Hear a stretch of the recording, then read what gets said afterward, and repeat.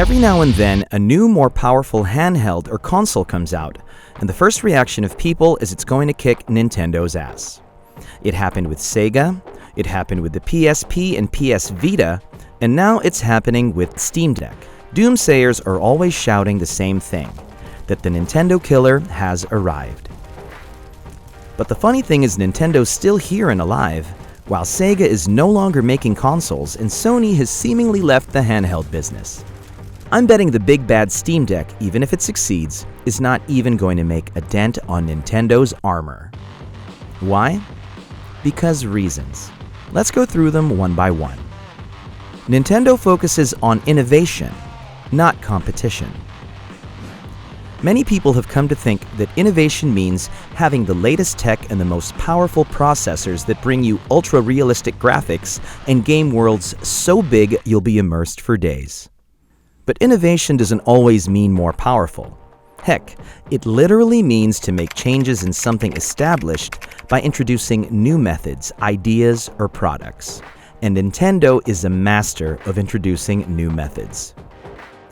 The Game & Watch and NES introduced the D-pad, which became the standard in the industry. The SNES pioneered the shoulder buttons. The N64 was first to use an analog stick. The DS used touchscreens for gaming 3 years before the iPhone came out. The Wii's motion controls was so successful, it prompted Sony and Microsoft to come up with their own motion-based interfaces. And of course, there's the Switch, that introduced the first modular console with multiple controller configurations. Even the Virtual Boy and the Wii U had unique, innovative concepts, despite tanking really badly. But that's the risk of going for different.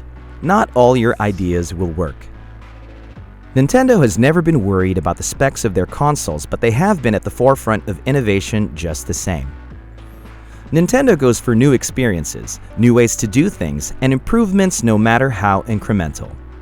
They'll always surprise everyone with something new, rather than just pile on the spec numbers. Their creative team is just legendary.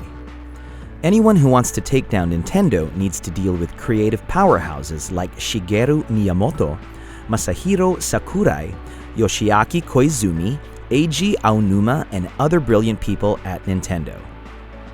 Anyone who wants to take on Nintendo has to understand that they are taking on a giant.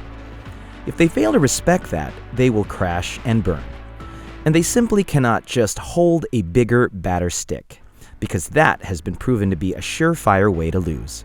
Nintendo is a gaming giant for a reason. Amazing first-party franchises. Say what you will about powerful consoles, but when it comes down to brass tacks, it will always be about the games and experiences. No other game console company has this many amazing first-party games. Pokémon, Animal Crossing, Metroid, Donkey Kong, Splatoon, Smash Bros, Legend of Zelda, WarioWare, Kirby, and just about every game with the name Mario in it. These games are the perfect examples of creativity being the focus rather than the power of the console. Nintendo nurtures new gamers and nostalgia. A parent arguably would be more willing to give their little kids Mario, Animal Crossing, and Pokémon rather than God of War and Metal Gear Solid. This makes Nintendo the most likely first console for so many children all over the world. And when these children become grown-ups, they will look at Nintendo with nostalgia goggles, remembering all those magical moments they spent playing their generation's Nintendo console. That's how you create loyal fans who will buy Nintendo even if they already own a PlayStation or an Xbox. They nurture generations that grow up playing their games, and that's really hard to beat. While the PlayStation, Xbox, and even the Steam are all going after the esports or hardcore market, Nintendo is already developing the next generation of gamers. The company will always be part of someone's childhood. Nintendo is fiscally strong. The reason why Nintendo has weathered some of their biggest failures, like the Wii U, is that they have amassed a comfortable amount of savings that even if they go into deficit for the next couple of decades, they'd still be standing and making consoles and games. So there you go. These are the layers that you have to peel before you can take down Nintendo. All you have to be is better at creating console experiences, be more creative than Shigeru Miyamoto and his team, amass a better and more impressive line of first-party games, create a fan base more loyal than Nintendo's, and of course, save enough money that you'll survive being in deficit for the next 40 years. Good luck!